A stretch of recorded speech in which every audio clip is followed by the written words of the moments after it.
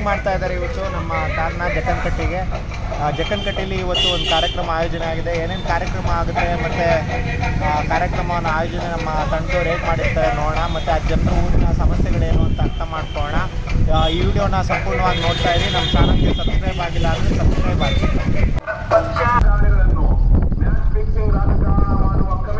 ರಾಜಕೀಯಕ್ಕೆ ಮುಂದಾಗಿ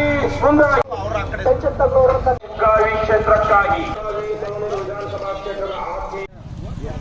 ಸ್ವಾತಂತ್ರ್ಯೋತ್ಸವದ ಶುಭಾಶಯಗಳು. ಎಲ್ರಿಗೂ ಶುಭಾಶಯಗಳು. ಬಾವುಟವನ್ನ ಆರಿಸಿ ಜೈಘೋಷಗಳನ್ನೆಲ್ಲ ಕೂಗಿದ್ರಲ್ವಾ? ಬೋಲೋ ಭಾರತ್ ಮಾತಾ ಕಿ ಜೈ, ಬೋಲೋ ಭಾರತ್ ಮಾತಾ ಕಿ ಜೈ, ಭಾರತಾಂಬೆಗೆ ಜಯವಾಗಲಿ, ಭಾರತಾಂಬೆಗೆ ಜಯವಾಗಲಿ ಅಂತ ನೀವು ಘೋಷಣೆಯನ್ನ ಕೂಗಿದ್ರಿ ಅಲ್ವಾ? ಈಗ ಭಾರತಾಂಬೆ ಎಲ್ಲಿದ್ದಾರೆ? ಬೋಲೋ ಭಾರತ್ ಮಾತಾ ಕಿ ಅಂದಿದ ತಕ್ಷಣ ನೀವು ಶಾಲೆ ಇದಕ್ಕೆಲ್ಲ ಶಾಲೆ ಕಲಿಬೇಕಾಗಿಲ್ಲ. ಈಗ ದೇಶಭಕ್ತಿಯನ್ನ ಪ್ರದರ್ಶನ ಮಾಡೋದಿಕ್ಕೆ, ಭಾರತದ ಬಾವುಟಕ್ಕೆ ಸೆಲ್ಯೂಟ್ ಹೊಡೆಯೋದಿಕ್ಕೆ, ನಮ್ ದೇಶ ಇದು ಅಂತ ಹೇಳೋದಿಕ್ಕೆ, ಧ್ವಜಕ್ಕೆ ವಂದನೆ ಮಾಡೋದಿಕ್ಕೆ ಶಾಲೆಯನ್ನು ಕಲಿಬೇಕಾಗಿಲ್ಲ ಅಲ್ವಾ? ಭಾರತ ಅಂದ್ರೆ ಯಾರು ಹಂಗಾದ್ರೆ? ಯಾರು ಭಾರತ ಅಂದ್ರೆ? ನಾವಿರುವಂತ ದೇಶ. ದೇಶ ಅಂದ್ರೆ ನಾವು. ಬನ್ನಿ, ದೇಶ ಅಂದ್ರೆ ಏನು ಹೇಳಿ? ನಾವೆಲ್ಲ ದೇಶ ಅಂದ್ರೆ ಏನು? ಜನ. ನಾವು ಜನ ಚೆನ್ನಾಗಿದ್ದೀವ ಇಲ್ವಾ? ಪ್ರಶ್ನೆ. ಈಗ ಎಷ್ಟನೇ ವರ್ಷದ ಸ್ವಾತಂತ್ರ್ಯೋತ್ಸವ ನಡೀತಿ ಇವತ್ತು? 78ನೇ ಸ್ವಾತಂತ್ರ್ಯೋತ್ಸವ ನಡೀತಾ ಇದೆ. ನೀವೆಲ್ಲರೂ ಚೆನ್ನಾಗಿದ್ದೀರಾ ಅಂತ ಕೇಳ್ತಾ ಇದ್ದೀವಿ. ಚೆನ್ನಾಗಿದ್ದೀರಾ? ನಿಮ್ಮ ಸರ್ಕಾರ, ನಿಮ್ಮ ಗೌರ್ಮೆಂಟ್ ನಿಮ್ಮನ್ನ ಚೆನ್ನಾಗಿ ನೋಡ್ಕೊಳ್ತಾ ಇದೆಯಾ? ಜೋರಾಗಿ ಮಾತಾಡಿ. ನೋಡ್ಕೊಳ್ತಾ ಇದೆಯಾ ಇಲ್ವಾ? ಬನ್ನಿ, ಮುಂದೆ ಬನ್ನಿ. ಅದನ್ನೇ ಕೇಳ್ತಾ ಇರೋದು. ಬನ್ನಿ, ಮಾತಾಡೋಣ. ಇಲ್ಲ ಏನ್ ಹೆಸರು? ಸಿದ್ದಪ್ಪ ಅವರು ನಮ್ಮ ಸರ್ಕಾರ ನಮ್ಮನ್ನ ಚೆನ್ನಾಗಿ ನೋಡ್ಕೊಳ್ತಾ ಇಲ್ಲ ಅಂತ ಹೇಳ್ತಾರೆ ಅಲ್ವಾ? ನಿಮ್ಮನ್ನ ಯಾರಾದ್ರೂ ಕಾಮನ್ ಆಗಿ ಬಂದು ಚೆನ್ನಾಗಿದ್ದೀರಾ ಅಂದ್ರೆ ಏನಂತೀರಾ? ಏನಂತೀರಾ? ಜೋರಾಗಿ ಎಲ್ರು ಏನಂತೀರಾ? ಚೆನ್ನಾಗಿದ್ದೀವಿ ಅಂತ ಹೇಳ್ತೀರಾ. ನಿಮ್ ಸರ್ಕಾರ ನಿಮ್ಮನ್ನು ಚೆನ್ನಾಗಿ ನೋಡ್ಕೊಳ್ತಾ ಇದೆಯಾ ಅಂದ್ರೆ ಏನಂತೀರಾ? ಇಲ್ಲ. 28 ವರ್ಷ ಆದ್ರೂ ಕೂಡ ನಮ್ ಸರ್ಕಾರ ನಮ್ಮನ್ನ ಚೆನ್ನಾಗಿ ನೋಡ್ಕೋಬೇಕಾಯ್ತು, ನೋಡ್ಕೋಬೇಕಾಯ್ತು. ಏನ್ ಮಾಡ್ಬೇಕಾಯ್ತು ಸರ್ಕಾರ? ಅದೇ ಏನೇನು ಒಳ್ಳೇದು ಮಾಡ್ಬೇಕು ನಿಮ್ ಪ್ರಕಾರ?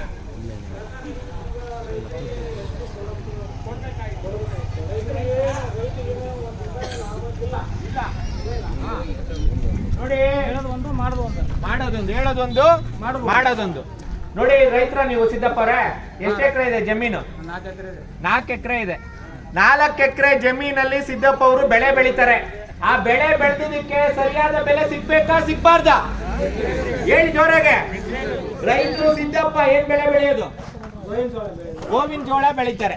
ಗೋವಿನ ಜೋಳವನ್ನ ಬೆಳೆದಂತ ಸಿದ್ದಪ್ಪ ಅವ್ರಿಗೆ ಸರಿಯಾದ ಬೆಲೆ ಸಿಗ್ಬೇಕಾ ಸಿಗ್ಬಾರ್ದ? ಸಿಗ್ಬೇಕು. ರಾತ್ರಿ ಹೊತ್ತು ಕರೆಂಟ್ ನೀರು ಹಾಯಿಸ್ತೀರಾ, ಬೆಳಿಗ್ಗೆ ಹೊತ್ತು ಹಾಯಿಸ್ತೀರಾ? ರಾತ್ರಿ ಹೊತ್ತು.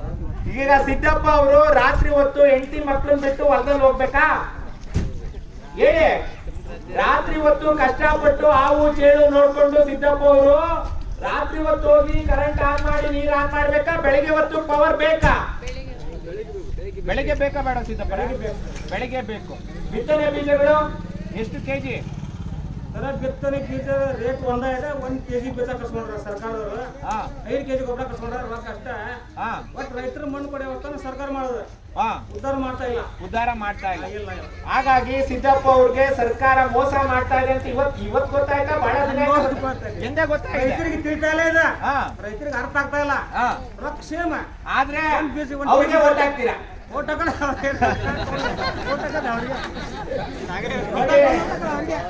ತಗೊಂಡು ಓಟ್ ಹಾಕಿದ್ದೀರಾ? ಎಷ್ಟು ರೊಕ್ಕ ತಗೊಂಡ್ರಿ? ಎಷ್ಟು ರೊಕ್ಕ ತಗೊಂಡ್ರಿ? ಒಂದೊಂದು ಓಟ್ಗೆ 500,000. ಸಿದ್ದಪ್ಪ ಅವ್ರು ನೋಡಿ, ಪಾಪ ಸಿದ್ದಪ್ಪ ಈಗ ರಿಯಲೈಸ್ ಆಗ್ತಾ ಇದೆ. ಸಿದ್ದಪ್ಪ ಅವ್ರಿಗೆ ಅರ್ಥ ಆಗ್ತಾ ಇದೆ. 500,000 ರೂಪಾಯಿ ಇಸ್ಕೊಂಡು ಓಟ್ ಹಾಕ್ತಿದ್ರಲ್ವಾ ಸಿದ್ದಪ್ಪರೇ? ಈಗ ನಿಮಗೆ ಮೋಸ ಮಾಡ್ತಾ ಇರೋದು ತಡಿತಾ ಇದಾರ ಅವರು? ಯಾರು ಕೇಳೋರು ಇಲ್ಲ ಹಾಗಾಗಿ ಇವಾಗ ನಾವು ಕರ್ನಾಟಕ ರಾಷ್ಟ್ರ ಸಮಿತಿ ಪಕ್ಷ ಪ್ರಾಮಾಣಿಕವಾಗಿ ಕೆಲಸ ಮಾಡ್ತೀವಿ. ಮತ್ತೆ ರೈತರಿಗೆ ಏನು ಸರಿಯಾದ ಸೌಲಭ್ಯಗಳು ಸಿಗ್ಬೇಕೋ ಅದನ್ನ ಕೊಡ್ತೀವಿ ಅಂತ ಹೇಳ್ತಾ ಇದೀವಿ. ಹಾಗಾಗಿ ವೋಟ್ ಮಾಡ್ತೀರಾ ಮಾಡಲ್ಲ? KRSಗೆ ವೋಟ್ ಮಾಡ್ತೀವಿ ಸರ್. ಯಾರಿಗೆ? KRSಗೆ ವೋಟ್ ಮಾಡ್ತೀವಿ. KRSಗೆ ಮಾಡ್ತೀರಾ? ಈಗ 500 ರೂಪಾಯಿ ಇಸ್ಕೊತೀರಾ ಇಲ್ವಾ ಅವ್ರ ಹತ್ರ? ಈ ಸಲ ತಗೊಳಂಗಿಲ್ಲ. ಸಿದ್ದಪ್ಪರ್ ಒಂದ್ ಜೈಕಾರ ಹೇಳಿ ಎಲ್ಲಾರು.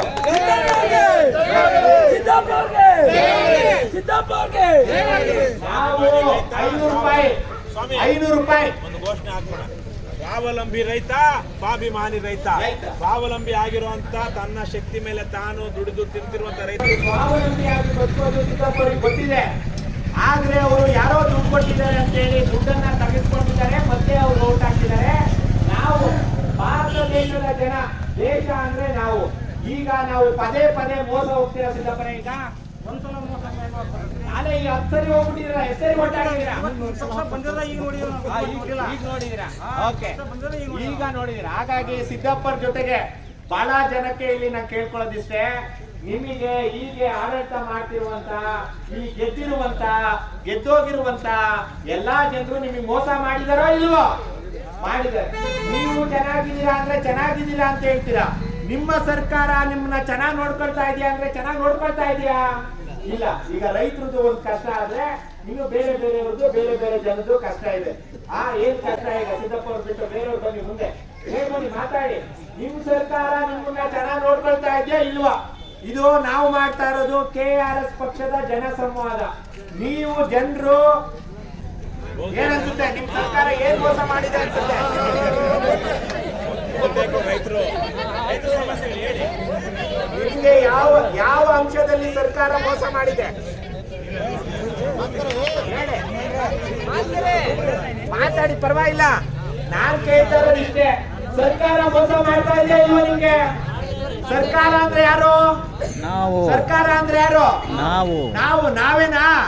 ನಾವೇನಾ? ನಾವು ಆಯ್ಕೆ ಮಾಡಿ ಕಳಿಸ್ತಾ ಇರುವಂತ ಜನಪ್ರತಿನಿಧಿಗಳು, ನಿಮ್ಮೂರಿನ MLAಗಳು. ಯಾರೊಬ್ರು ನಾವು ಮೆಕ್ಕೆಜೋಳ, ಗೋವಿನ ಜೋಳ ಬೆಳೆದಿದ್ದೀವಿ, ಈ ಸಲ ಇಳುವರಿನೇ ಕಡಿಮೆ ಆಗ್ಬಿಟ್ಟಿದೆ, ನಮಗೆ ಈ ಸಲ ಬಂದು ಇಷ್ಟು ವರ್ಷ ಆಗಿ ತರ ಆದ್ರೆ GPS ಮಾಡ್ಕೊಂಡು ಹೋಗ್ತಾ ಇದ್ರು, ಈ ವರ್ಷ ಯಾರು ಅಧಿಕಾರಿಗಳು ಬಂದಿಲ್ಲ ಅಂತ ಹೇಳಿದ್ರು. ಯಾರು? ಬನ್ನಿ, ಮುಂದೆ ಬನ್ನಿ. ಆಗ್ಲೇ ಒಬ್ರು ರೈತರು ಅಲ್ಲಿ ಕೂತಿದ್ದಾಗ ಅಥವಾ ನಿಂತಿದ್ದಾಗಲೋ ಒಬ್ರು ರೈತರು ಬಂದು ಈ ಸಲಕ್ಕೆ ಬೆಳೆ ಮಳೆ ಜಾಸ್ತಿ ಆದ ಕಾರಣಕ್ಕೆ ಬೆಳೆ ಚೆನ್ನಾಗಿ ಬಂದಿಲ್ಲ. 2 ಎಕರೆ ಇದೆ ಜಮೀನು. ಏನ್ ಬೆಳೀತಾ ಇದ್ದೀರಾ?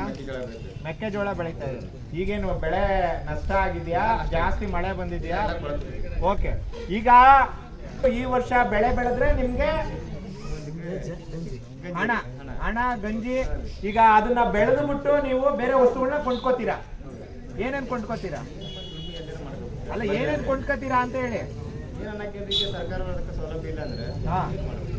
ಸರಿ, ಈಗ 2 ಎಕರೆಯಲ್ಲಿ ಬೆಳೆದಂತ ಬೆಳೆ ಹಾನಿ ಆದ್ರೆ ತಾಜುದ್ದೀನ್ ಅವರ ಕುಟುಂಬಕ್ಕೆ ಯಾರಾಗ್ಬೇಕು? ಯಾರು ಸಹಾಯ ಮಾಡ್ಬೇಕು? ತಾಜುದ್ದೀನ್ ಅವ್ರ ಕುಟುಂಬಕ್ಕೆ ಸರ್ಕಾರ ಸಹಾಯ ಮಾಡ್ಬೇಕು. ಯಾಕೆ ಸರ್ಕಾರ ಮಾಡ್ಬೇಕು? ಯಾಕೆ ಸರ್ಕಾರ ಮಾಡ್ಬೇಕು? ಈ ವರ್ಷ ಮಾಡ್ಲಿಲ್ಲ ಅಂದ್ರೆ ಮುಂದಿನ ವರ್ಷ ರೈತ ಉಳುಮೆ ಮಾಡ್ಲಿಲ್ಲ ಅಂದ್ರೆ ಎಲ್ಲ ಮಣ್ಣು ತಿನ್ಬೇಕು. ಇವತ್ತು ಪೇಪರ್ ನೋಡಿದೀರಾ? ಹಾವೇರಿಯಲ್ಲಿ ಒಬ್ರು ರೈತರು ನಿನ್ನೆ ಬಸವರಾಜಪ್ಪನ ಏನೋ ಹೆಸರು ಇವತ್ತು ಪೇಪರ್ ಅಲ್ಲಿ ಬಂದಿದೆ ನೋಡಿ.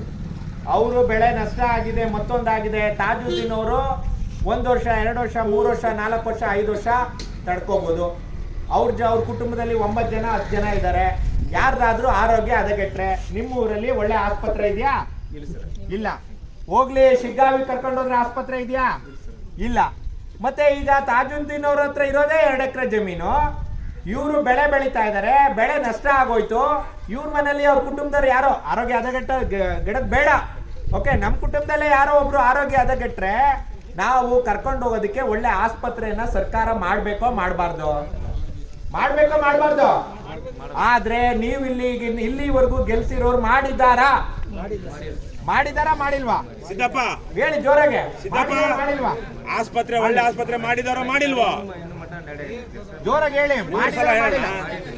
ಮಾಡಿಲ್ಲ. ಈಗ 78 ವರ್ಷ ಇಲ್ಲ ಜೋರಾಗಿ ಹೇಳ್ಬೇಕು. 78 ವರ್ಷ ಆಗಿದೆ ಸ್ವತಂತ್ರ ಬಂದು. ನಾವು ಹಳ್ಳಿ ಜನ ಒಂದು ಒಳ್ಳೆ ಆಸ್ಪತ್ರೆಯನ್ನ ಬಯಸೋದು ತಪ್ಪ ಸರಿನಾ? ಹೇಳ್ರಪ್ಪ. ಇವರು ಎಲ್ಲಾ ಸರ್ಕಾರಗಳು ನಮ್ಮ ಕುಟುಂಬವನ್ನ ಚೆನ್ನಾಗಿ ನೋಡ್ಕೊಳ್ಳೋದು ಸರ್ಕಾರ ಜವಾಬ್ದಾರಿ, ಹೌದಾ ಅಲ್ವಾ? ಹೌದು. ಆದ್ರೆ ಇವಾಗ ನಡೆಸ್ತಾ ಇರುವಂತ ಸರ್ಕಾರಗಳು ನಮ್ಮ ಕುಟುಂಬವನ್ನ ಚೆನ್ನಾಗಿ ನೋಡ್ಕೊಳ್ತಾ ಇದಾರಾ? ನಿಮ್ ಗ್ರಾಮ ಪಂಚಾಯತಿ ಯಾವುದು? ಕೋಣಂಕೇರಿ ಗ್ರಾಮ ಪಂಚಾಯತಿ ನಾನಿದ್ದು. ಕೋಣಂಕೇರಿ ಗ್ರಾಮ ಪಂಚಾಯತಿಲಿ ನೀವು ಅರ್ಜಿ ಕೊಟ್ಟಾಗ ಲಂಚ ತಗೊಳ್ತಾ ಇದಾರಾ ಇಲ್ವಾ? ತಗೊಳ್ತಾ ಇದಾರೆ. ಜೋರಾಗಿ ಹೇಳಿ, ತಗೊಳ್ತಾ ಇದಾರಾ? ಅದನ್ನ ನಿಲ್ಲಿಸ್ಬಾರ್ದು? ನಿಲ್ಲಿಸ್ಬೇಕಾ? ನೀವು ಹೋಗ್ಬಿಟ್ಟು PDOಗೆ ನಾನು KRS ಕೊಟ್ಟಿರೋರು ಅಂತ ನಮ್ಮ ನಂಬರ್ ತಗೊಂಡು PDOಗೆ ಫೋನ್ ಮಾಡ್ಕೊಡಿ. ಅವನು ನಿಮ್ಮ ಲಂಚ ಕೇಳ್ತಾರೋ ಇಲ್ವೋ ನೋಡಿ. ಏನ್ ಮಾಡ್ಬೇಕು ನೀವು? ನಾವು KRS ಪಕ್ಷದವರು ಅಂತ ಹೇಳ್ಬೇಕಷ್ಟೇ. ಹೇಳ್ತೀವಿ ಅನ್ಬೇಕು. ಹೇಳ್ಬೇಕು. ಹೇಳ್ಬಿಟ್ಟು PDO ಫೋನ್ ಮಾಡಿ, ನಮ್ ನಂಬರ್ ಇರುತ್ತೆ, ರಘುಪತಿ ಅವ್ರದ್ದು, ನಮ್ದು ಮತ್ತೊಬ್ಬ. ಮೊದಲು ಕೇಬಲ್ ಇದು ನಿಂಗೆ ಇಟ್ಕೊಂಡಿರಿ ಸರ, ನಮ್ದೊಂದು ಅರ್ಜಿ ಐತ್ರಿ ನೋಡ್ರಿ ಅಂದ್ಬಿಟ್ಟು ಅರ್ಜಿ ಜೊತೆಗೆ ಇದನ್ನ ತೆಗೆದ್ಬಿಟ್ಟು ಸುಮ್ಮನೆ ಓಪನ್ ಮಾಡ್ರಿ ಅಷ್ಟೇ. ಇದನ್ನ ನೋಡ್ಬಿಟ್ಟು ಮತ್ತೆ ಇದನ್ನ ಟೇಬಲ್ ಒಳಗಡೆ ಇಟ್ಕೊಳ್ಳಿ. ಅವ್ನು ಲಂಚ ಕೇಳ್ತಾನೆ ಏನೋ ನೋಡ್ರಪ್ಪ.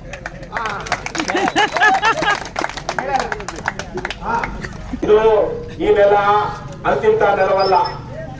ನಿಮ್ಮ ಶಿಗ್ಗಾವಿ ಸವಣೂರಿನ ನೆಲ ಇವತ್ತು ಅಂತಿಂತ ನೆಲವಲ್ಲ. ಯಾವುದೋ ಒಂದು ಪೂರ್ವ ಜನ್ಮದ ಅಥವಾ ನಮ್ಮ ಪೂರ್ವಿಕರ ಒಂದು ತಪಸ್ಸಿನ ಫಲವಾಗಿ ಇವತ್ತು ಈ ನೆಲ ಫಲವತ್ತಾಗಿದೆ. ಬಾಡ ಎಷ್ಟು ದೂರ ನಿಮಗೆ? ಬಾಡ ಎಷ್ಟು ದೂರ? 7-8 ಕಿಲೋಮೀಟರ್.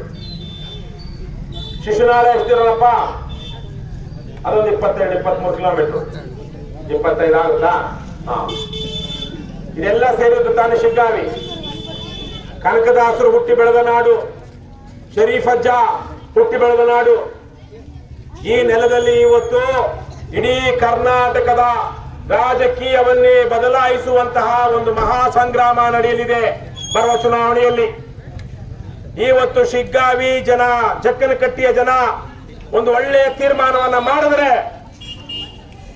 ನಿಮ್ಮ ಭವಿಷ್ಯ ಅಷ್ಟೇ ಮಾತ್ರವಲ್ಲ, ಇಡೀ ರಾಜ್ಯದ ಬಹುಶಃ ದೇಶದ ಭವಿಷ್ಯವು ಬದಲಾಗುವಂತಹ ಒಂದು ಚಾರಿತ್ರಿಕ ಸಂದರ್ಭಕ್ಕೆ ನೀವೆಲ್ಲ ಕಾರಣರಾಗ್ತೀರಾ. ಇವತ್ತು ಅಂತಹ ಒಂದು ದೊಡ್ಡ ಜವಾಬ್ದಾರಿ ನಿಮ್ಮ ಮೇಲೆ ಇರುವಾಗ ನೀವು ಆ ಜವಾಬ್ದಾರಿಯನ್ನು ನಿಭಾಯಿಸ್ತೀರೋ ಇಲ್ಲವೋ ಅನ್ನುವಂತಹ ಪ್ರಶ್ನೆ ಬಂದಾಗ ಏನಪ್ಪ ಮಾಡ್ತೀರಾ? ನಿಭಾಯಿಸ್ತೀರಲ್ವಾ?